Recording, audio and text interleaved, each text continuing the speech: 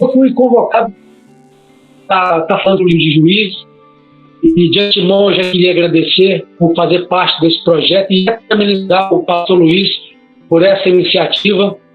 Está sendo muito gratificante, muito enriquecedor, eu estou aprendendo muito e aprendi especificamente muito sobre o livro com esse tempo que a estudar, então está valendo a pena. Sem mais delongas, eu fiz um rascunho, anotei algumas coisas aqui. Vamos começar. O livro de Juízes tem 21 capítulos e tem quase 600 versículos. Juízes significa líder, que lidera. É o segundo livro histórico da Bíblia, sétimo do Antigo Testamento. Foi pelo profeta Samuel, provavelmente. Eu até queria tirar essa dúvida com o tio Luiz aí, porque não sei se isso confere. Então vamos lá. Começamos pelo livro de Pentateuco, Gênesis, Êxodo, Levíticos, Números e Deuteronômios. Depois o livro de Josué. E finalmente chegamos no livro de Juízes, que a gente vai fazer uma. O que é o contexto do Juízes? O que esse livro quer passar para a gente? Vamos retroceder um pouquinho. Moisés liberta o povo, eles 40 anos pelo deserto. Certo. Agora esse povo está na terra prometida, a morte de Moisés, e Moisés deu o sucessor, que é Josué, e esse povo se estabelece agora em Canaã. Josué não basta nem falar que ele foi um grande líder, um grande homem de Deus, um valente guerreiro, um homem determinado a cumprir o propósito de Deus. Cometeu uma grande falha na sua liderança. Josué não preparou um sucessor. Josué falhou no seu discipulado. Então, agora os israelitas estão e Josué vai aos 110 anos, ele tinha 100 anos de idade quando ele morre, e o povo está na terra prometida e não existe mais uma liderança. Agora o povo está disperso. Eu achei interessante que o livro de Juízes, ele resume basicamente no capítulo 20, último versículo 25. Eu vou ler aqui, é um pequenininho. Eu acho isso muito interessante. Vou ler aqui. Naquela época não havia rei em Israel. Cada um via o que lhe parecia certo. Então veja bem, um povo sem líder, um povo sem liderança, esse povo agora, deixa eu passar aqui meu rascunho, esse povo agora tem um rei, um exorte e fale com ele aonde eles têm errado, e aí o que acontece? A situação começa a ficar deplorável, começam a ficar em relação a seguir aos mandamentos de Deus. Então agora eles estão estabelecidos nessa terra e existe na sua circunvizinhança existe povos que não são povos de Deus, são gente que não teme a Deus, e são várias tribos, várias nações que estão ali, e a gente pode citar aí midianitas, mitas, cananeus e dos outros. Então esse povo começa a ser influenciado de forma negativa. A gente percebe isso. Ou seja, eles começam a praticar a idolatria, eles começam a adorar a deuses estranhos, madeira, deuses de metal, por exemplo, e tantos outros. Então agora o povo começa a se esquecer daquilo que Deus fez com eles no deserto. A geração mais nova, eu acredito que os velhos vão ficando e aí o tempo vai e agora vem uma geração mais nova, e aí eles vão se perdendo por causa desse tempo, desse choque de gerações, dessa diferença de idade. E aí eles começam a esquecer que Deus fez com eles, os exércitos, dos milagres, das maravilhas, e o livro de Juízes retrata exatamente isso. Daí vinham as opressões, esse povo esqueceu-se de Deus, abandonou os caminhos do Senhor e caíram na idolatria, e Deus então agora vira as costas para esse povo que não quer saber dele mais, não obedeceu os princípios de Deus, começam a sofrer as consequências de afastarem dos caminhos. Aí Deus levanta líderes, Deus levanta líderes, pessoas que vão exortar, que vão colocar o trem na linha, como o mineiro, que vão botar a casa em ordem.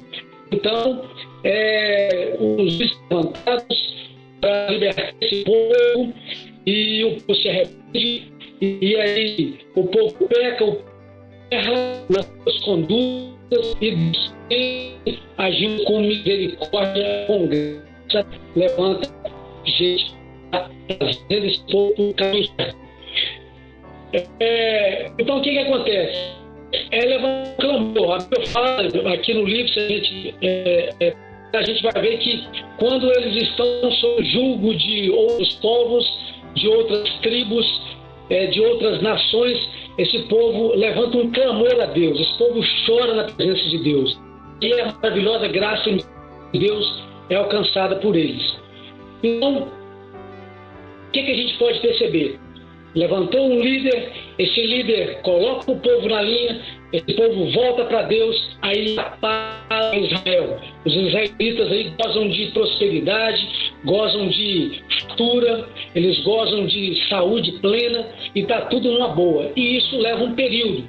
A Bíblia relata aqui períodos que houve em paz, 18 anos, 20 anos de paz, 30 anos, 40 anos.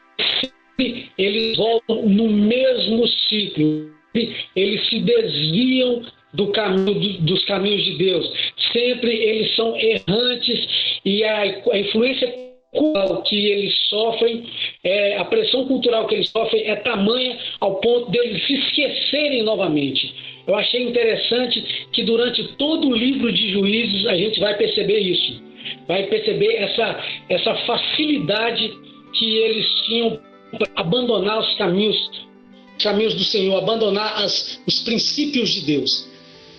Então, isso ia se repetindo constantemente, e cada vez que isso acontecia, o que eu observei, que a coisa ia ficar pior. Eles iam passando por um processo, eles iam piorando em cada processo, ao ponto de os próprios líderes, ou seja, os próprios homens que foram levantados por Deus para estar tirando esse povo dos subsídios de povos estranhos, dos seus, eles próprios começaram a cometer pecados contra eles próprios, que foram chamados para ser bom exemplo, começaram a ser errantes. Eles praticaram difamação, calúnias, foram corruptos, cada vez mais complicado, e infelizmente não foi tendo sucesso. Então, fazendo um breve resumo, a gente observa que o livro de Juízes relata isso de uma geração obstinada e comprometida com o pecado, ou seja, a decadência do povo de Deus. Aí eu me perguntei, poxa, mas por que isso está relatado em histórias que não são tão interessantes, histórias que falam de fracassos, histórias que falam de derrotas, histórias que falam de pessoas que eram inconstantes nos seus caminhos.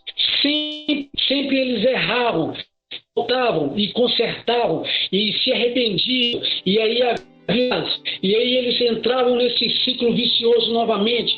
E aí eu me perguntei por quê. Primeiro, porque eu creio que isso faz lógico, o livro de Juízes faz parte da história divina. É um livro que está dentro da palavra de Deus e é algo que a gente precisa de saber. E pensando em cima disso aí, eu percebi que justamente é por isso que Deus permitiu que o livro fosse escrito, para nos mostrar que os homens a qual são relatados neste livro não foram uma boa referência como homens verdadeiros de Deus. Talvez Deus permitiu que esses homens estivessem ali para ver como o homem é falho na sua conduta, como o homem é falho no seu objetivo. Então, está a necessidade dos homens de ter um Salvador, e é por isso que o livro está na Bíblia. Os homens não deram conta de salvar a si mesmos, eles não deram conta nem com grandes líderes.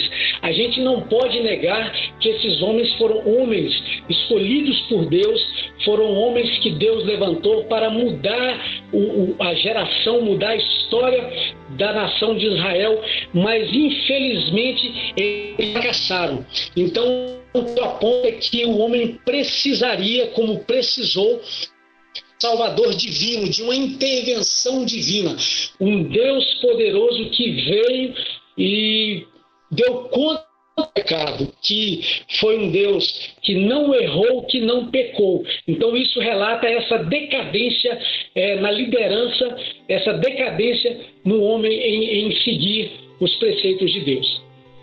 Então, resumindo, a gente precisa de Salvador divino. É uma sobria que mostra como o povo de Deus, como homem, como nós precisamos da graça de Deus. Aí, se a gente se colocar no contexto, talvez a gente fale assim, mas isso não faz parte do dia a dia, isso não faz parte de mim. Eu não me dobro a objetos de metal, eu não me dobro a objetos feitos por mãos humanas. Mas, infelizmente, nós fazemos a mesma coisa. Infelizmente, nós fazemos a mesma coisa. Um minuto. Fica só mais quietinho, sem fazer movimento, que está ficando aqui. Tá. A Raquel está me falando para me ficar mais quietinho, para não fazer muito movimento, que vai ficar melhor. Eu vou tentar ficar mais quieto, porque quem é sanguíneo é difícil ficar quieto. Mas vamos lá. Então, Deus, em seu infinito amor e na sua infinita graça, já finalizando essa parte, ele sempre foi longânimo e bondoso conosco. Nós sempre errando, ele sempre renovando a sua aliança, ele sempre resgatando nos caminhos errados, ele sempre nos resgatando dos nossos pecados, das mãos dos nossos opositores e dos nossos opressores. Aí eu finalizo essa primeira parte com uma conclusão. Essa história revela o quanto somos dependentes de Deus. Cometemos os mesmos pecados de Deus naquela época. Pegando um gancho aqui, que a Raquel chegou para falar para mim ficar mais quietinho, eu estava falando exatamente isso. Eu vou retroceder um pouquinho e vou finalizar. Então, esse povo tinha esse problema com ídolos feitos por mãos humanas, ídolos de barro, de pedra, de bronze, etc. Nós hoje, como cristãos, nós não temos esse tipo de problema, mas talvez nós somos, muitas vezes, certamente somos acometidos por ganância por dinheiro, por exemplo. Quantas vezes a gente almeja aquilo que não está dentro da nossa realidade de vida? Quantas vezes o homem almeja ficar conhecido, ficar famoso, ficar poderoso, às vezes num relacionamento, num namoro, às vezes num casamento, aquilo para ele é o que dá sentido à vida dele. Então a gente comete o mesmo erro que o povo de Deus naquela época cometia. Só mudou o personagem, mas a história é a mesma. Então, concluindo, a gente precisa dessa graça maravilhosa de Deus. A gente precisa de estar perto do nosso Senhor, daquele que não errou, daquele que foi suficiente para nos salvar e rasgar aquela cédula que era contra nós. Então, para fechar, quando a gente está nessa situação, assim como aquele povo estava nessa situação, o coração deles ficava oprimido, existia unção, existia perseguição, e Deus, ele sabe de todas as coisas. Esse povo, eles perdiam as suas ações, esse povo perdia as suas lavouras, eles perdiam os seus rebanhos, eles eram saqueados, e aí eles clamavam a Deus, e aí Deus restituía, e Deus levantava um líder ou um juiz, e a coisa acontecia, e a terra havia sobre a terra. Então, o livro de Juízes é basicamente essa decadência da insistência do ser humano, do povo de Deus, em fazer a vontade própria. E Deus sempre dando uma oportunidade, Deus sempre dando uma chance, Deus sempre agindo com misericórdia. Essa primeira parte está ok, está concluído.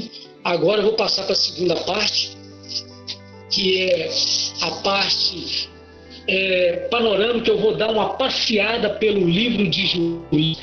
Vou falar alguns fatos curiosos de alguns homens que tiveram grandes experiências com Deus, coisas que eu achei interessante falar. Obviamente eu não vou dar conta de falar de todos eles, porque são muitos personagens, são muitos homens, são muitos nomes, e eu sou meio ruim de decorar esses nomes, mas eu vou me esforçar ao máximo para estar passando essa visão ampla do que eu absorvi no estudo do livro de Juízes. Vamos começar aqui no capítulo 1. O que eu percebi?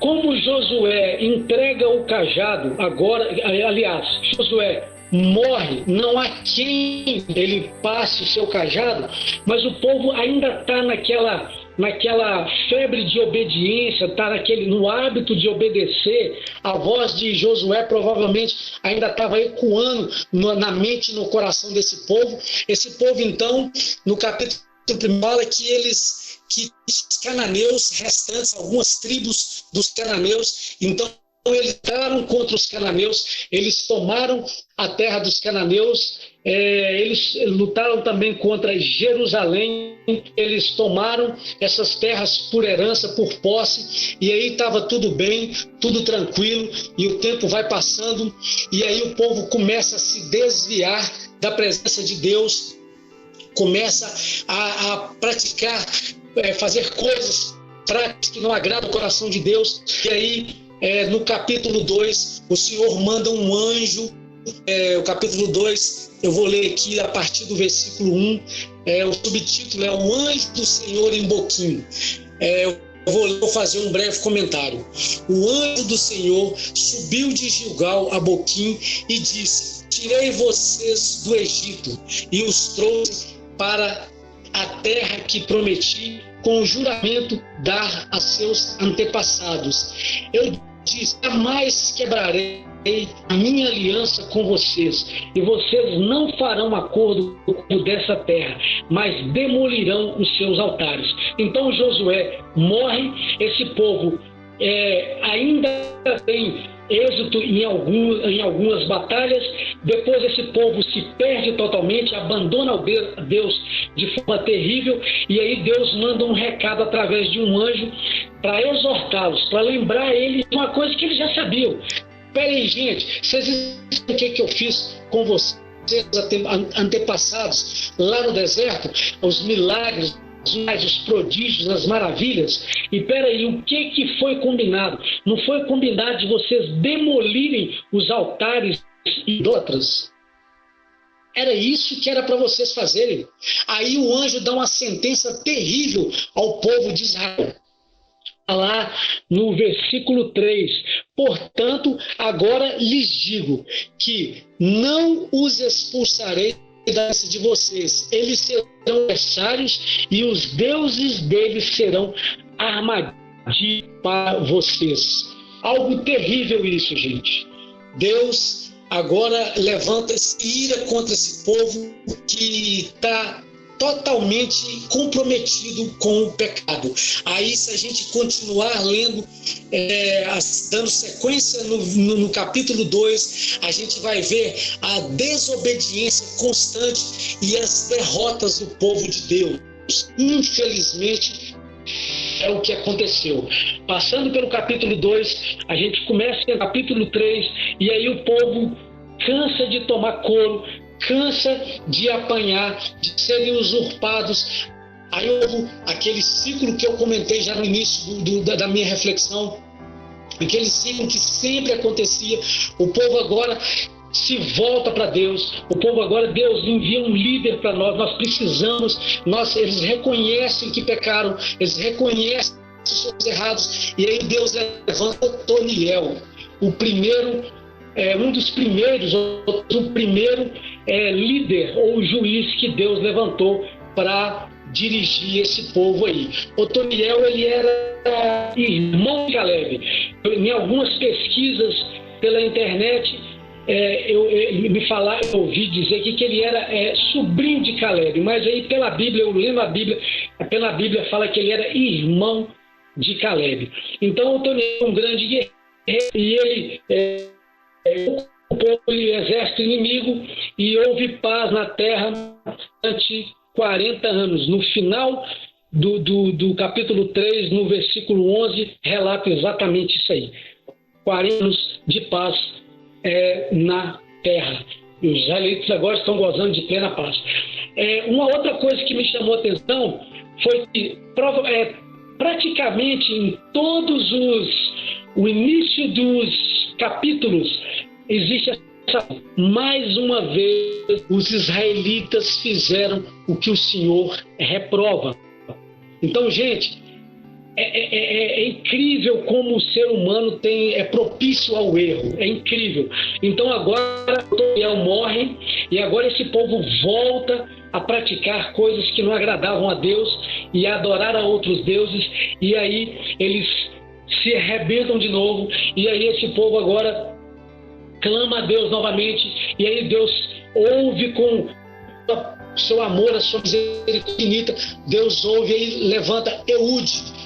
Foi o outro juiz que Deus levantou. Eu achei interessante, estudando sobre Eude, ele era canhoto, a Bíblia não fala, mas provavelmente ele às vezes tinha algum problema no braço, na mão direita ou no braço, não sei, mas era um homem de coragem, homem de Deus, e nessa época o povo de Israel estava sendo oprimido pelos moabitas, o rei que chamava Eglon. A Bíblia fala que esse rei era um rei muito destemido, era um rei terrível, e esse rei tinha colocado ao povo de Israel, iria pagar tributos, provavelmente mensalmente, não sei, talvez semanalmente. Eude ia ter com esse rei e acertava os tributos com ele e ficava tudo certo. Aí Deus deu uma grande estratégia. Como ele era tudo, Deus deu uma estratégia interessante para ele, falando fazer uma faca. Às vezes em algumas versões fala faca, outras versões falam espada, uma espada de 40 centímetros, de 2 cortes, e colocar na coxa esquerda, e que fosse ele fazer os acertos tributários com o rei Eglon. E assim ele fez, ele foi, amarrou a faca na perna e foi e acertou. Eu imagino que sala de acerto de tributos tinha muitos súditos, segurança, aliados do rei. E aí, no momento de sutileza, o líder Eude fala: eu tenho uma mensagem secreta para ti, ó rei. Aí o rei deve ter ficado muito curioso, acredito eu, o que está acontecendo, e aí ele pede para todo mundo se retirar da sala dos tributos, onde o rei fazia os acertos de conta com Eude, e aí aproxima do rei, e nessa aproximação ele saca dessa espada afiada e crava na barriga do rei Eglon. Não existe ninguém no salão, o rei cai morto, e Eude vai embora. quer dizer, acabou com a liderança, acabou com o domínio dos moabitas. E a Bíblia novamente fala no final do capítulo 3, lá no versículo 30, e a terra teve durante 80 anos. Então agora os israelitas novamente estão gozando de paz, agora eles estão adorando a Deus, agora Deus está fazendo multiplicar as plantações das suas lavouras, agora eles estão colhendo grandes bênçãos do nosso Senhor Deus. Mas tudo bem, infelizmente isso tem um tempo para durar. Depois que o tempo passou, o povo volta a pecar contra Deus, o povo volta a errar, aí Deus levanta. Quem era essa mulher? Débora, ela era uma profetisa, mulher de ela liderava Israel naquela época. Pelo meu entender e pelo que eu estudei, a Débora já era tipo uma afiliadora. Havia uma confusão, um desentendimento, e ela fazia essa conciliação. Então Débora é tocada por Deus e Deus fala com ela: Débora, eu vou tirar meu povo novamente desse sofrimento, do jugo dos seus inimigos, e vou levantar um homem de Baraque. Não é barata, é Baraque, um grande guerreiro. E esse guerreiro então se apresenta e fala: Débora, sim, nós vamos lutar, mas eu só vou se você for comigo. Aí eu achei interessante, porque no meu entendimento esse cara faltou a confiança dele não estava no nosso Deus, a confiança dele estava na profetisa.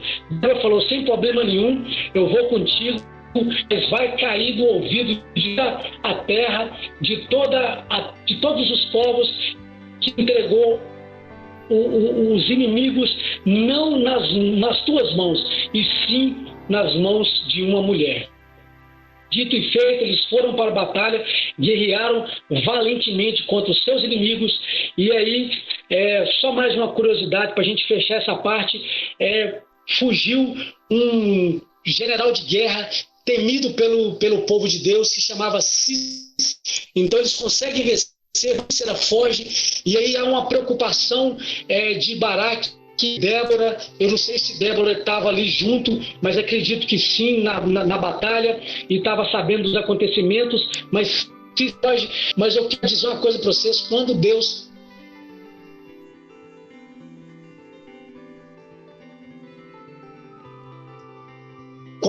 tem um propósito, nenhum dos planos dele pode ser frustrado. Quando Sísera saiu dali e fugiu, talvez para os bosques, não sei, talvez para o deserto, Deus já tinha arquitetado, Deus já tinha planejado que a morte daquele comandante que o povo dele temia já estava predestinada. Aquele homem chega, me perdoe porque eu me emociono às vezes, me perdoe, mas aquele homem chega na casa de uma mulher por nome de Jael, e essa mulher, ela é aliada. Essa mulher é aliada de Deus, aos israelitas. Então nunca passou na cabeça de Sísera que ele estaria entrando num território inimigo. E ele chega ali exausto, chega muito cansado, com muita sede ali, e ele pede: eu quero água, eu quero comer alguma coisa, talvez ele tomar um banho. E aí Jael se predispõe a ajudá-lo, a servi-lo. Então, depois que ele faz tudo o que ele queria fazer, Jael propõe para ele: você se deita, descansa, eu vou ficar à porta, observar se não está vindo alguém atrás de você. Eu imagino que ele sentiu confiança, ele nunca imaginou que o nosso Deus, o Deus provedor, já tinha tudo preparado para acabar com esse sujeito que era uma ameaça para o seu povo. É isso que então ele cai num sono profundo pelo cansaço, Jael então, ela tinha habilidade. Outra coisa que eu achei muito interessante, naquela época as mulheres, elas que montavam as tendas, as mulheres eram mulheres guerreiras, mulheres que gostavam de trabalhar. Então, se eu chegasse no local, se fosse eu hoje, quem montaria a minha tenda não seria eu, seria a Raquel que montaria a tenda. Então, as mulheres, nessa atividade de montar e desmontar, elas tinham muita habilidade com o martelo ou marreta e com os fincos de espichar a tenda. Então, essa mulher, Jael, observe que Cícera está num sono profundo, e então, com a sua têmpora, na sua cabeça, essa estaca, e com a marreta ou com o martelo, ela desce a marreta na estaca e não precisa nem falar o resto. Cícera já era, está morto. Grande, maravilha isso aí. A gente conclui essa parte. Então, agora o povo está liberto. E aí, no capítulo 5, Débora fala de um cântico, coisa linda. São 31 versículos de pura adoração. Aí, passando pelo capítulo 5, vamos chegar no 6. Agora entramos no famoso Gideão. Gideão, quem foi esse Gideão? Quem foi esse cara que Deus levantou para, de novo, tirar o seu povo da opressão? A Bíblia fala que Gideão era o menor. Ele fala aqui, ele era o menor da família dele. Era o menos importante da tribo de Manassés. O que eu acho interessante, que Deus ele sempre pega o menor. Ele pega o menos favorecido, o que mais foi sofrido, e levanta para ser um vitorioso. Achei muito bacana isso aí, e isso mexeu muito comigo. Então, o que acontece? Aparece um anjo para Gideão. O anjo fala: Gideão, poderoso guerreiro. Olha que bacana, quando esse anjo aparece, o anjo coloca Gideão como um poderoso guerreiro. Nós não somos aquilo que pensamos que somos, nós somos aquilo que Deus diz que nós somos. Mas Gideão, ele acaba ali por estar naquela situação terrível, naquela situação de opressão, porque o povo tinha pecado novamente. O que acontece? E Gideão aí fala: como assim, poderoso guerreiro? Como eu sou poderoso? Nós estamos subjugados a um povo que tem com tudo que nós temos, que tem destruído tudo que temos. Aí o anjo fala: você é um poderoso. Então ele pega e fala: então tudo bem, já que você está dizendo que eu sou um poderoso guerreiro, eu vou fazer um voto a Deus, eu vou fazer um teste, tipo um teste com Deus, e se realmente eu sou um guerreiro poderoso, e se realmente Deus vai entregar os inimigos nossos na minha mão, eu vou levantar um altar, eu vou fazer um holocausto, e se esse holocausto for consumido, então aí eu pensarei comigo, então Deus está comigo, então eu vou à batalha e eu vou vencer o meu inimigo. E assim aconteceu. Deus lambeu aquele sacrifício, Deus tirou aquilo e aquilo subiu como adoração. Aí Gideão começa a rebanhar povos da sua circunvizinhança para essa grande batalha. Na verdade, foram 2.000 homens. As escrituras falam que ele conseguiu de várias tribos de diversas nações foram convocados e aceitaram o desafio. Então agora Gideão batalha, e aí eles fazem um assentamento próximo da área de guerra. Então de um lado está Gideão e do meio ao campo de batalha, isso eu imagino, e do outro lado há os opressores. Eu acho que aqui são os midianitas, eu não estiver enganado. Só um minutinho, acho que são os midianitas. Se Luiz errado, você pode abrir o microfone e me corrigir. São midianitas. Então obrigado, Luiz. Então lá, do outro os midianitas, e agora Gideão está ali, e ele tem a palavra que já foi liberada, uma palavra de vitória sobre a vida desse homem. Mas Deus, na sua infinita sabedoria, o que Deus pensa? Se eu der vitórias para eu com 32.000 homens, eles vão dizer que eles venceram na força do braço de Deus. E Deus não queria que eles tivessem esse pensamento.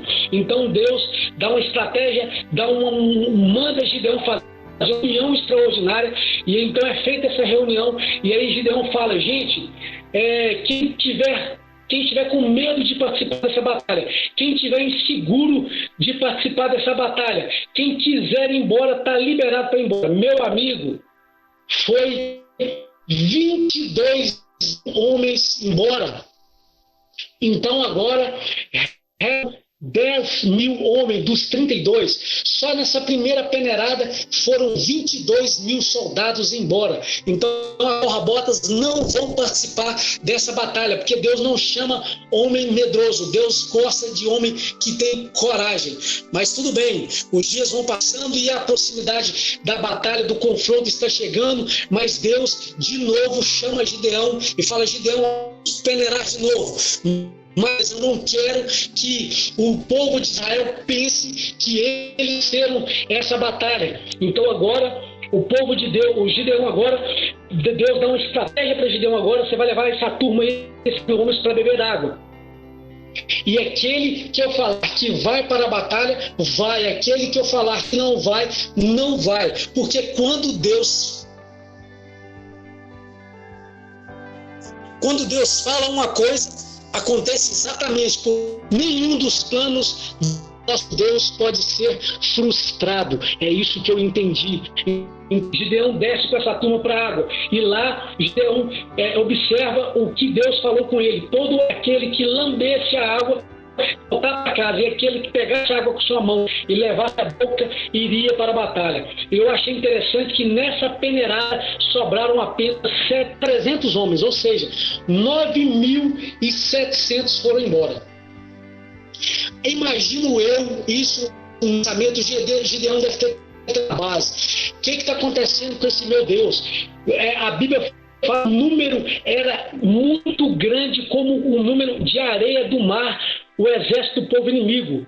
Então não é impossível contar a quantidade de soldados que estavam do outro lado esperando o confronto. E agora Gideão tem apenas 300 homens para ser confrontado, para usar nessa batalha, nessa guerra.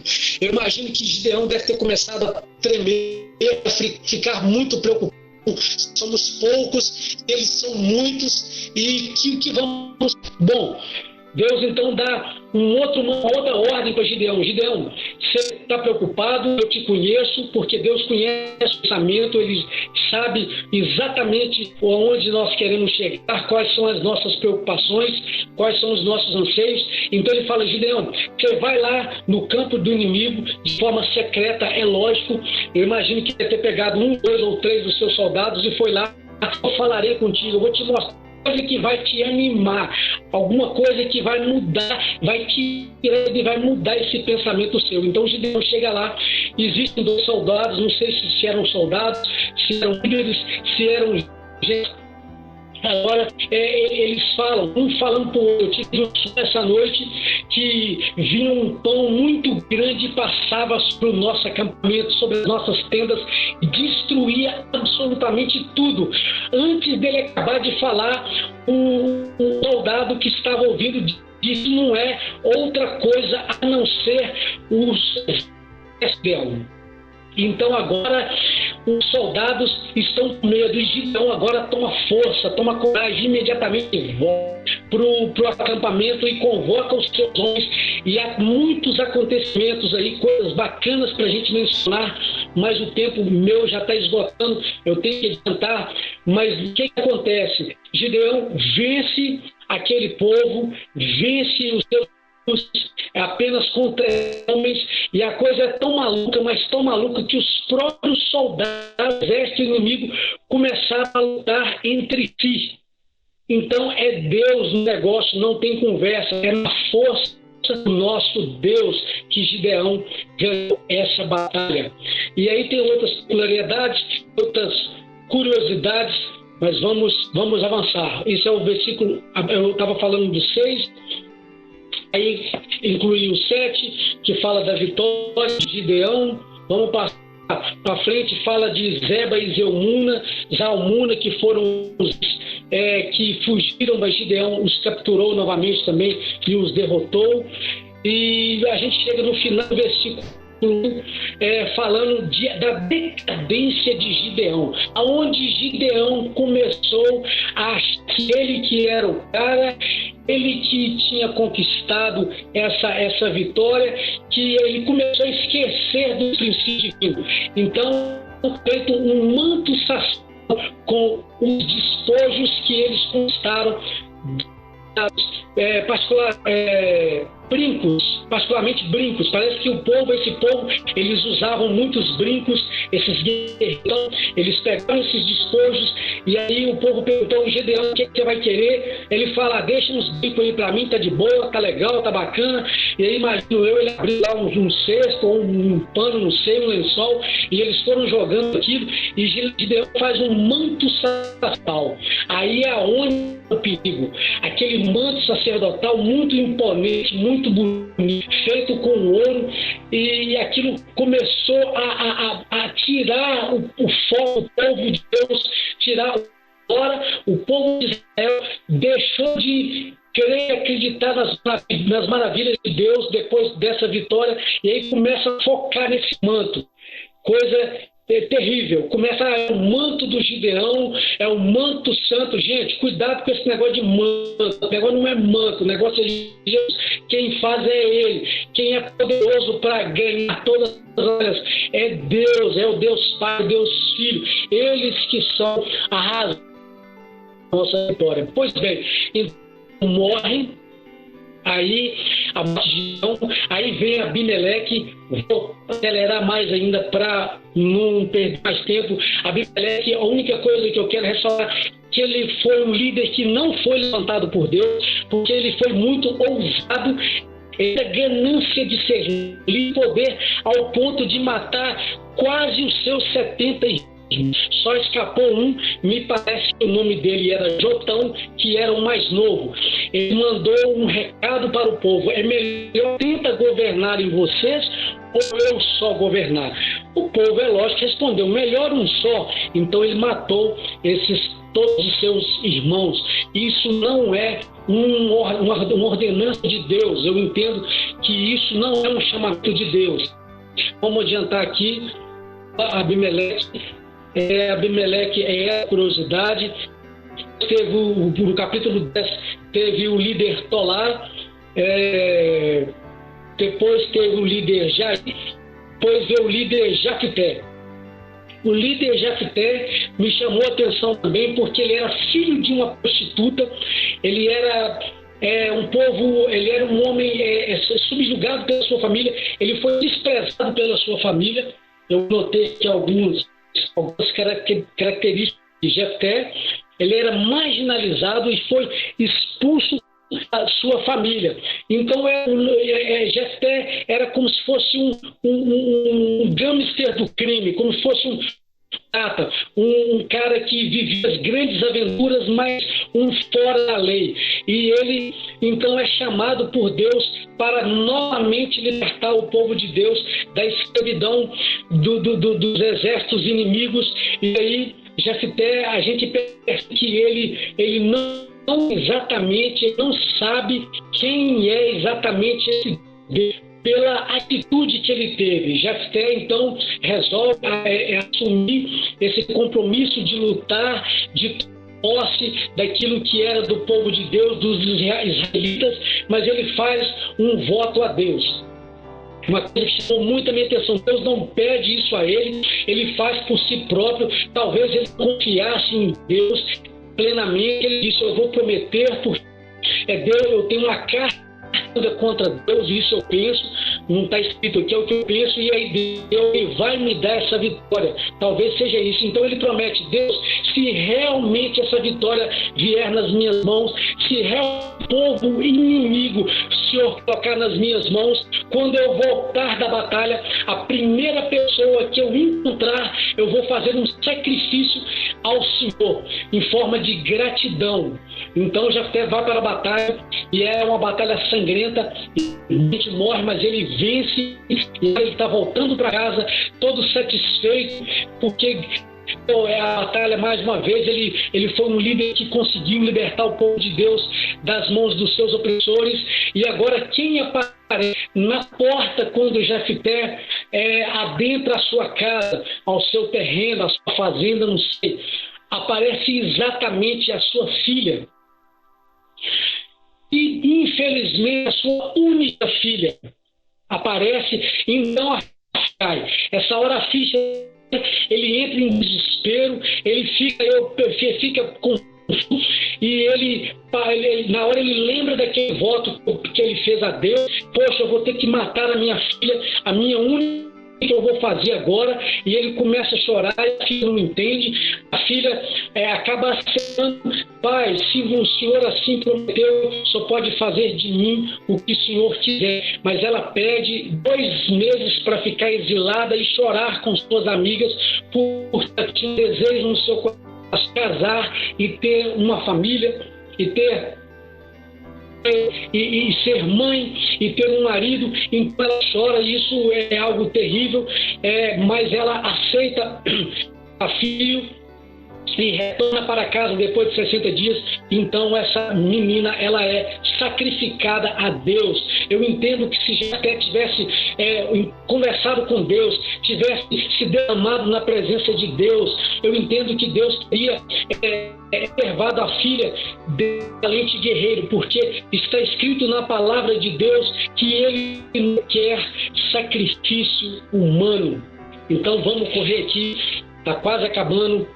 Eu já falei de Jefté 11, desse fato interessante que aconteceu, e tá, vamos lá, versículo 12, conflito de Jefté contra Efraim, 13, aí chegamos em Sansão. Eu não sei se o meu tempo dá, se eu posso continuar, se eu tenho que parar por aqui. Pode continuar, João. Termina. Então vamos lá. Sansão, versículo de Juízes. O que acontece? Dispensa comentário o livro de Sansão, a história de Sansão, melhor. Sansão foi um filho de uma promessa de Deus. A Bíblia relata que a sua mãe, ela era estéril. O seu pai era chamado Manoá. Não falo o nome da sua mãe. Mas havia uma expectativa muito grande da parte do povo pelo nascimento e pelo levantamento de Sansão como líder. Essa era uma promessa de Deus, e Deus colocou algumas recomendações. O voto nazireu, que ele não deveria cortar seus cabelos, ali estaria sua força, que ele não comesse fruto de videira alcoólico ou não alcoólico, e ele não tocasse em cadáveres.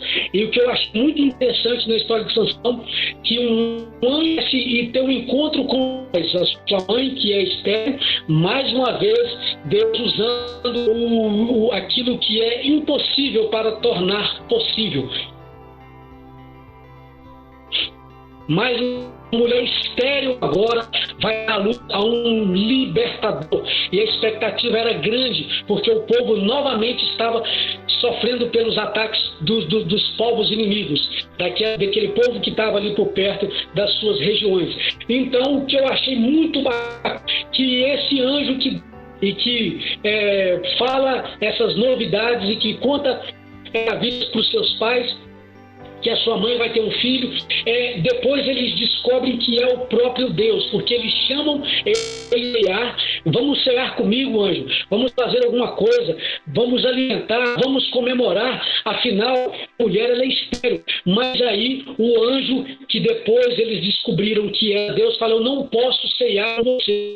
Eu entendo que a santidade de Deus, ela não permite que nós estejamos, pelo menos nesse texto aqui, que Deus não dava para Deus ceiar e estar ali com eles. Então, tudo nasce Sansão, um camarada forte, um camarada violento, valente, mas em contrapartida, um menino mimado, um menino que não soube administrar a força que Deus tinha dado para ele, e Deus então dá força a esse homem, e esse homem era um homem que a Bíblia nos relata que ele matou 1000 homens com uma questão de jumento.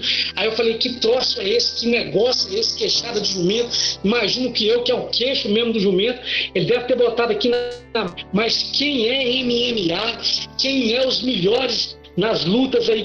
Meu amigo, 1000 de uma só vez. Então esse cara tinha uma força sobrenatural. Então Deus orienta ele: não se misture com esse povo.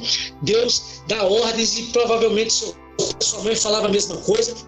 E aí Sansão faz exatamente aquilo que não é fazer. Ele se envolve com uma filistia, ou filisteia, eu não sei como é que fala. Meu assessor, por favor. Eu acho que é filisteia, tá? Tá, meu assessor também está um pouco na dúvida, mas ele acha que é filisteia. Mas está tranquilo. Depois, viu? Tá tranquilo, muito obrigado pela informação, mas o importante não é isso, o importante agora tem envolvido mulher que era exatamente mulher, ela era do povo dos filisteus, eram inimigos de Deus. E aí, outra coisa que eu aprendo aqui: nós não devemos brincar com coisa séria. Nós devemos saber o que nós temos visto, nós devemos saber a quem nós temos ouvido e nós devemos prestar atenção com quem nós temos andado. Então isso me envolve com essa mulher.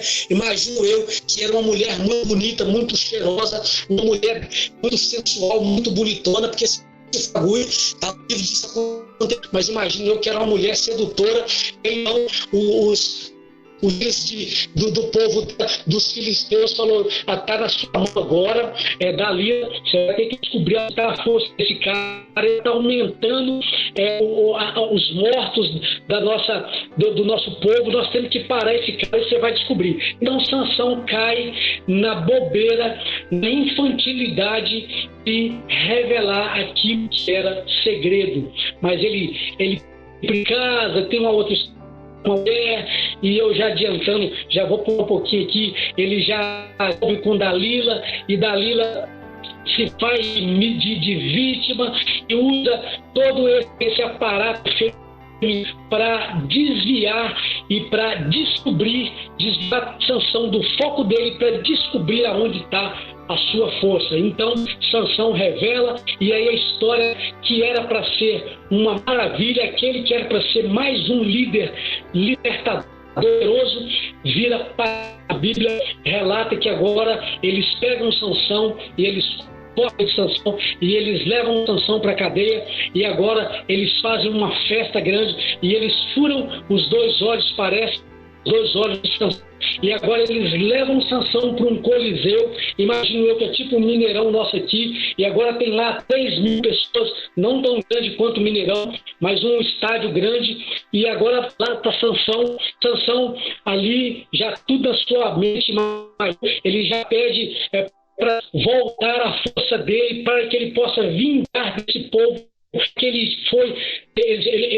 tornou ele um palhaço. Agora esse povo estava rindo de Sansão, ele agora era motivo de bota, agora ele era motivo de zombaria, e agora talvez os filisteus falavam: onde está o seu Deus, aonde está a sua força? Então Sansão faz o último pedido a Deus, mas em meio a tanta turbulência e a tantos acontecimentos, ele usou isso e pediu que segurança que guiava ele colocasse ele entre dois pilares que fazia a sustentação daquele coliseu, daquele estádio que era grande e tinha um andar inferior e tinha um superior, e então ele é colocado ali, e aí algo tremendo acontece. Deus, no amor infalível, incomparável, inigualável, restitui novamente a força de Sansão, coisa que se fosse talvez por nós não faríamos, porque nós somos seres humanos, somos errados, errou na Bíblia. Agora as consequências, você falou que não era você contar seus segredos, você falou que não era para você ver com essa filistia ou não sei sobre detalhes, e agora você errou, você pecou contra Deus, agora você arca com as consequências. Talvez isso é o que eu falaria, talvez isso é o que nós falaríamos, mas Deus é amor, então ele concede novamente a força a Sansão, e ele com toda a força empurra aqueles dois e mata todos os filisteus que estavam naquele coliseu. Coisa maravilhosa. Só que essa história poderia ter tido um final melhor. Sansão então morre, e aí a gente continua caminhando aqui, versículo 17 fala os ídolos de Mica, versículo 18, fala da tribo de Dan, que eles se estabelecem e agora eu quero dar ênfase no versículo 19, eu quero ser breve para não ficar cansativo, o meu horário está extrapolado, mas eu fico muito empolgado, eu acho muito bacana a gente saber dessas coisas. No versículo 19 fala Levita e a sua concubina. O que era uma concubina? Como se fosse uma esposa. E o levita tinha essa mulher para satisfazer os desejos sexuais dele. Então esse levita, ele tem essa concubina por um motivo ou por outro, vai embora para a casa de seu pai, e esse levita não se preocupa porque fala levita e concubina, não fala nome. Eu acho que talvez seria uma coisa comum naquela época os homens fazerem isso, por isso que não relata nomes. Eu pensei isso comigo, e pesquisando também eu vi pessoas dizerem isso na internet, nos sites, pesquisando nos livros de juízes. Então essa mulher vai embora lá para casa do seu pai, e ela está lá, e agora o texto e esse levita começa a sentir saudade dessa mulher, não de desejos sexuais, e não fica atrás dela. E chega lá, ele conversa com seu pai, e o seu pai mais que rapidamente negocia a volta dela, porque naquela época era inadmissível, era algo feio para a família, uma mulher, mesmo sendo uma concubina, uma segunda esposa, mesmo sendo assim, era inadmissível, era vergonhoso um pai ter a filha devolvida, já que ela já tinha sido levada pelo levita. Então ele vai, ela embora, eles voltam à terra, e no meio do caminho eles resolvem descansar. Imagino eu que é uma viagem muito longa, e eu até tenho uma cidade aqui que eles pararam para descansar, e deixa eu ver se eu acho que cidade de... Eu não sei se nem eu mesmo estou entendendo na minha letra.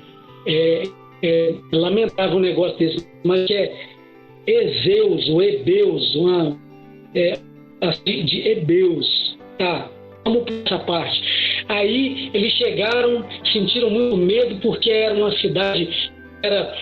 não eram seus irmãos, não eram israelitas, então eles seguem adiante e para em Gibeá. Aqui a minha letra está um pouco melhor, eu consegui entender. Gibeá. Então agora eles estão na cidade, onde seus irmãos, eles, eu numa praça, num lugar, vamos um recanto, talvez de marquise, vamos armar uma rede, não sei se tinha rede nessa época, vamos passar a noite. E passa um senhor, a Bíblia relata que passa um senhor e fala, não é bom que eu tenha aqui é perigoso, mas aí eu falo, como perigoso? A gente está numa cidade que são irmãos nossos, são israelitas, até tranquilo aqui, está de boa, nós só vamos passar a noite, depois a gente vai para casa. E falou, não é bom. E era comum, era de praxe naquela época, a tua dar como hotel, na casa. O Senhor falou, vão na casa, vocês vão ser os meus hóspedes, vocês vão comer, banhar, e aí vocês vão dormir, e tudo bem, amanhã vocês têm viagem. Então, fizeram assim, foram para casa desse senhor, que a Bíblia está no seu nome, mas eram senhores, e eles vão, e quando eles entram e ceiam, e provavelmente se banham e preparam para dormir, acredito eu, batem na porta deles. Aí, por quem está uma dessa, e aí os de fora, que eram vadios, ensinados ao pecado, homens de meio com mente satânica, esses hóspedes manda eles para fora, querendo ter relações sexuais com eles. Olha que coisa terrível, olha que coisa macabra. Desde aquela época, pelo que eu percebi, que eu pesquisei, o desejo daqueles homens é maior no livro do que na concubina. Viu? O Senhor levou, ele também tinha uma filha, e ele diz, jamais eu vou pegar esse meu hóspede nas tuas mãos. Aceitar que violência, eu vou ceder a minha filha. Olha a proposta absurda que esse senhor também faz. A gente percebe que esse homem estava longe da presença de Deus. Eu vou oferecer a minha filha e a concubina que está aqui comigo. Então, eles oferecem, e o levita, ele a filha e a concubina, e elas são colocadas para fora, e esses homens abusam dessas duas mulheres. E essas duas mulheres, a noite inteira, elas são como uma violência sexual, imagino eu. Estão, provavelmente elas apanharam também. Então, a noite inteira eles abusaram, usaram dessas mulheres, e eles simplesmente foram dormir. Eu não sei que tipo de homem que é esse. Eu não queria entender que tipo de homem que faz uma atitude e vai dormir. No outro dia, bem cedo, ele levanta, abre a porta, não relata mais sobre a filha do Senhor que hospedou eles na sua casa, mas relata sobre a concubina, que ela estava se desfalecendo. Não sei se já estava morta ou se estava muito debilitada. Só sei que o levita coloca ela, talvez em cima de um camelo, não sei se estava de camelo, não sei se eles estavam em burro. Carro com certeza não estava, né? Porque não tinha carro naquela época. Um meio de condução para as cidades deles. Só que essa mulher morre, talvez no caminho, não sei, ou talvez caso essa mulher morre. E quando essa mulher morre, esse homem faz algo terrível. Esse homem parte essa mulher, que era sua, em 12 pedaços, e manda para as 12 tribos de Israel. Agora, o que a gente tem instaurado aí? A gente tem instaurado um conflito das tribos de Israel. É um problema que gerou grandes lutas, muitas mortes. Temos um conflito. Então, para isso, no versículo 20, acontece isso, e esse levita excitou a violência. Esse levita, ele agiu errado. No versículo 20, da guerra entre israelitas e a guerra entre os benjamitas. Então, o que acontece? Eles se reúnem, há uma assembleia, eles fazem um trato, daremos mais as nossas filhas. Deixa eu ver se é isso aí, deixa eu ver se é isso mesmo. Foi estipulada uma reunião dentre todas as tribos de Israel para resolver esse problema. E eles fizeram esse trato de não dar as filhas dele em casamento. Pois bem, e eles verificaram que a tribo de Jabes de Gileade não tinha ninguém representando essa tribo de Israel. Então, eles convocaram 12 mil homens em guerra, com a intuição de exterminar todos os que, inclusive mulheres e crianças. Foi dito e feito. Eles levantaram esse exército e eles mataram todas as mulheres e crianças, apenas 400 virgens. Eles falaram para as virgens, então sobre as 400 virgens. Então, não havia mulheres suficientes para todos eles. Aí, encerrar o versículo 21, o que aconteceu? O título é Mulheres para os Israelitas. O que aconteceu no versículo 21? É feita essa assembleia, esse exército extermina essa tribo, e aí depois eles têm em si para puxar a vida, acabando com uma das tribos que Deus estirou, uma das tribos de Judá, e aí só sobraram 400 virgens. Então, e nós já prometemos que nós não daremos das filhas em casamento. Então eles ficaram meio que sem opção. Então eles vai ter uma festa da colheita. Imagino que era uma festa quando a colheita dava os frutos, e aí, então fazia como festa do milho, a festa da soja, a festa do feijão. Então fizeram a feira, e quando as moças passarem, nós não daremos, mas vocês vão, cada um vai ficar ali no varal e no caminho, e vai pegar uma das moças, vai tomar como mulher. E assim foi feito. E assim eles não que esse instinto, essa tribo, praticamente sobraram só as 4 mulheres. Então, se eu não estiver enganado, parece que 20 e... eu não sei se 25, não acho que não. Eu não sei. eu perdi mesmo, 25 mil homens, eu me perdi. Mas eu só sei que eram poucas as mulheres e muitos homens. Mas eles usaram essa estratégia e aí eles salvaram. E aqui eu termino o livro de Juízes. Eu espero não ter falado muito. Eu espero errei, me perdoe em número, em nome, ou se eu inverti alguma coisa, vocês me perdoem, mas eu fiquei muito maravilhado com esse estudo. Achei isso me tomou assim, roubou a minha atenção de uma forma maravilhosa. Eu espero que eu tenha passado alguma coisa que vá frutificar, que vá trazer bons frutos para cada um de vocês. Agradeço a oportunidade que o tio Luiz me deu, essa confiança, mesmo eu um perito na palavra de Deus, um estudioso, não tenho teologia, né? É o que eu estudei, é o que eu aprendi, mas valeu, foi muito legal e bom demais. Muito obrigado, Deus abençoe vocês e joia aí para o que der e vier. Estamos preparados para mais um desafio. Valeu, gente, abraço forte.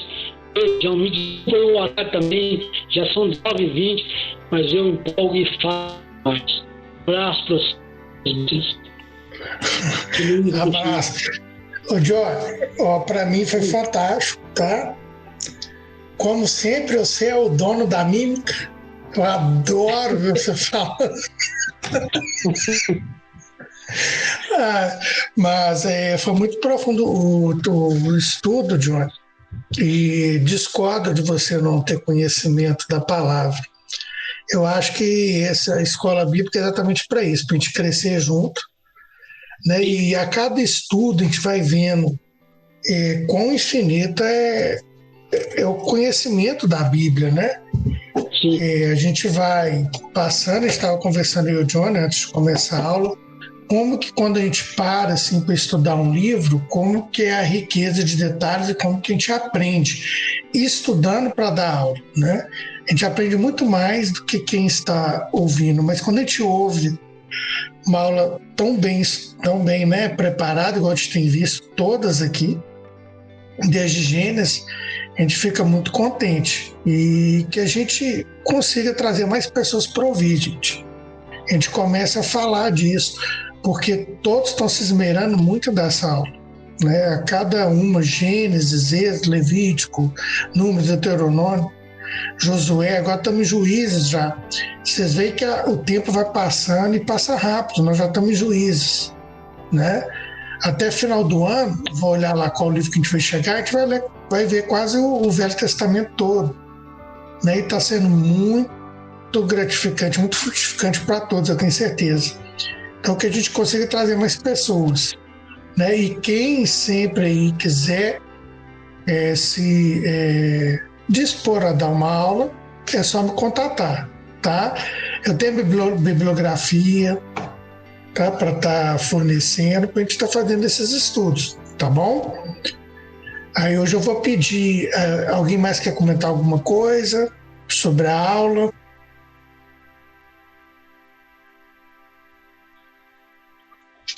Eu só queria comentar rapidinho, porque tem a parte de Jefté lá, ter sacrificado a filha, demonstra pra gente que a gente tem que tomar muito cuidado com as coisas de Deus, porque o que Jefté fez, mesmo ele ter sido fiel no voto que ele fez, é algo que é abominável a Deus, né? E a gente tem que tomar muito cuidado com essa coisa de voto, de juramento, aquela coisa de católico de promessa, porque eu estava lendo, eu vi aqui na referência que lá no livro de Deuteronômio, no capítulo 12, no 31, que tem um alerta aqui que é feito, que fala assim: não farás assim ao Senhor teu Deus, porque tudo o que é abominável ao Senhor e que ele odeia fizeram eles. Está falando dos povos da terra lá, no que Moisés estava. Fizeram a eles a seus deuses, pois até seus filhos e suas filhas queimaram aos deuses, né? E o sacrifício humano é abominável a Deus, né? Porque eles faziam isso para Moloque. Então, assim, é um alerta, porque às vezes a gente passa batido, assim, nossa, ele foi tão fiel a Deus que queimou a própria filha, mas esse tipo de voto é abominável a Deus. A gente tem que ter esse cuidado de misturar as coisas. Ele tem que ficar... Era só isso, a aula do Johnny. Tá de parabéns a aula, tá, Johnny? Tá excelente. Ô, André, obrigado. Eu falei uma coisa, eu errei alguma informação, vocês me perdoem, porque tem muitas informações, mas eu absorver o máximo e está passando para vocês o máximo daquilo que eu achei muito do livro de Juízes. Não errou, não. O legal é que o Johnny fala com uma autoridade que parece que a gente está lá dentro do livro, dentro da história. Parabéns, viu, Johnny? Glória a Deus pela sua vida. Eu tô falando que a mímica dele, cara, é chique. Mas só esse detalhe do GFT que o André tá falando, o Johnny também citou, né? O grande problema do GFT é que ele imitou o povo daquela terra. A gente tomar muito cuidado com isso, né?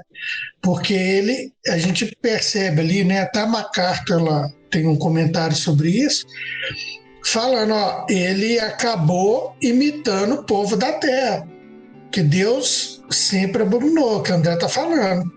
Deus abominou, né? Isso é entendimento meu também, né?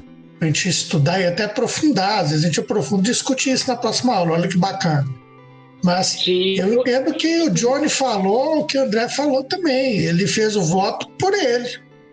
Deus deve ter olhado lá de cima e falou: quero isso não, não pedi isso não. Você entende, eu já falei muito, mas o que eu entendo? Jeff era um grande guerreiro, ele não conhecia Deus plenamente. Isso. Porque se ele só soubesse que verdadeiramente era esse Deus que ele servia, ele não tinha feito um voto desse. Com certeza, também concordo. Então eu acho que era um crente meio precário, até por causa das suas origens. Ele era meio que um pirata, filho de uma prostituta, ele era um pouco marginalizado, assim, da família, então, talvez esse DNA no seu sangue, esse negócio de ser meio mafioso, meio pirata, talvez isso aí que deixou um pouco confuso. Isso. Pois é, né? Aí depois Johnny mafioso. Depois Johnny vai contar aí o testemunho dele, viu, gente? Da vida dele, a vida pregressa dele lá na Itália. Tá bom? Ô, gente, então vamos encerrar. Alguém mais quer fazer um comentário, gente? Não? Tá, então vai ficar de dever de casa para todo mundo, hein? Início da aula que vem eu vou cobrar a gente estudar essa questão, duas coisas bacanas que o John levantou aí. Essa questão de GFT e essa questão da entrega das mulheres ali, né? Da concubina e da filha para aqueles homens. Para a gente dar uma discutida no início da próxima aula. Tá joia? Sim. Combinado? Então tá bom. Então vou encerrar. Deixa eu ver quem eu vou pedir para fazer uma oração hoje. Deixa eu ver quem está aqui de novo, assim, que pode fazer. Aí, Cláudia, a senhora faz a oração para a gente aí, para despedir, Cláudia?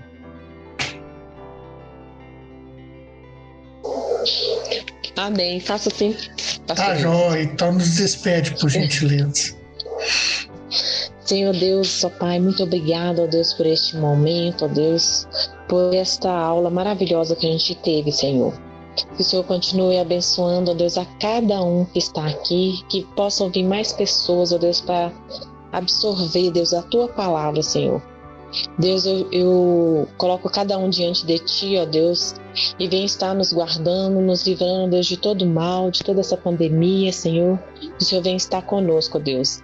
Muito obrigado, ó Deus, por esta reunião, por este momento, ó Deus, de estarmos juntos estudando a Tua palavra. Em nome de Jesus, ó Pai, que o Senhor nos guarde e nos livre de todo mal. Amém. Amém, gente. Muito obrigado, viu? E Johnny, parabéns, cara. Adorei sua aula. Fora, obrigado. Eu ri até do seu dando aula. Bacané, tá? Bem divertido, bem suave, bem profundo. Obrigado, querido. Desculpa o horário aí, desculpa. Não, tá ótimo mesmo. Deus abençoe todos, gente. Aí nós vamos começar a postar os vídeos das aulas, tá? Mas talvez amanhã eu já coloque lá algumas aulas no YouTube, tá bom? Até mais, gente. Deus abençoe. Com Deus. Com Deus, amém. Amém. Ei, tia Mirim, Amém, Deus abençoe. bom demais? E aí? E aí, Raquel, e aí, Dinei? Ei, pessoal, desculpa que eu estava trabalhando, desculpa. Não tem problema não, é bom demais. Mas Bom é demais. que você tá atrasado. Você tem que colocar a tia Mirim na lista de quem vai dar aula, hein? É, tia Mirim, é lógico, evidente. Lá vem ele. Ah, Ô, lá tio vem. André, manda sua aula para mim, viu? Vou Nós mandar, vamos vou postar. mandar o link para você. Nós vamos postar lá, tia Mirim. E a senhora, nós vamos escolher o livro para a senhora dar, viu? Olha, que chique. Lógico. Vou dar pra Fala, Su. Tá. A Su não tá escutando. Ou então... Ela está escutando, ela não Tá está escutando? sem microfone.